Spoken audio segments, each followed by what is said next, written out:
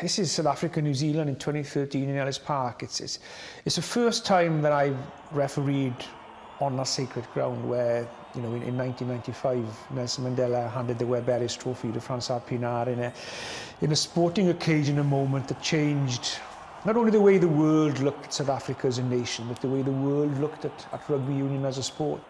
I stood in front of the haka as a referee more than any other referee New Zealand, something like 24 or 25 times. Okay.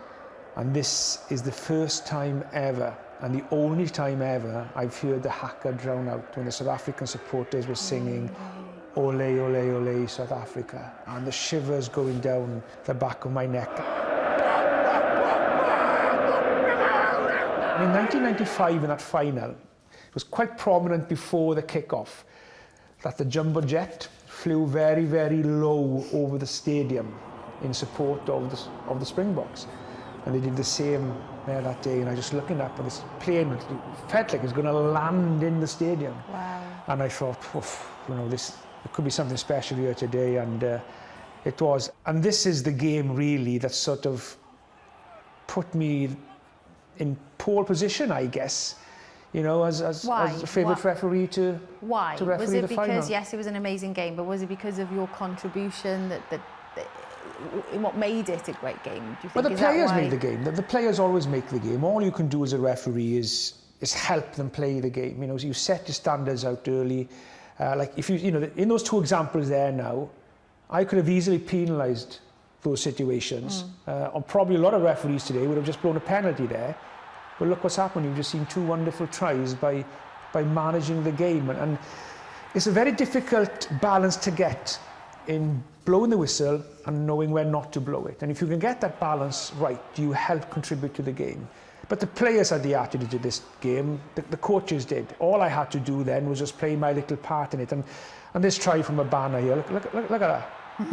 Absolute, you know, magic. And the stadium, if there was a roof on it, then it would have landed down in Cape Town, I think.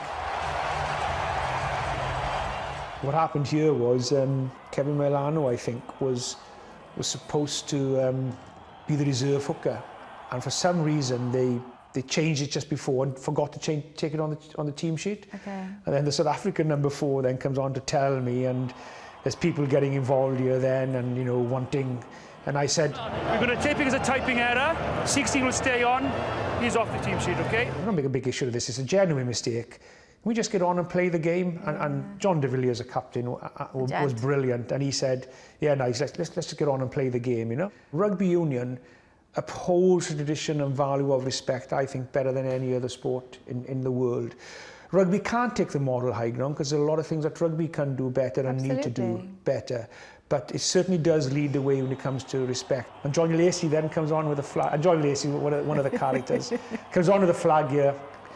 Swinging arm by, I think it's, he coaches the Scarlets now, one of the Frank brothers. Swinging arm. I said to John Lacey, do we need to look at it again, or are you happy to give me a call? I'm happy to give you a call. And the call and the recommendation? Yellow cards. A penalty and a yellow card against number? 18 black. Okay. And he was spot on, you know. I think as well today, too many referees are going to check things in the TMO that don't need to be checked. You know, that is your bugbear, isn't it? I've heard you saying that so many times. And this game turned out to be, many people say, Steve Anson still tells me today, Richard McCaw's told me as well, that best game ever that they've ever seen or been involved in. But this game really then, yeah, it sort of put me in pole position then. You know, many people said to me, look, the World Cup final will be yours to lose.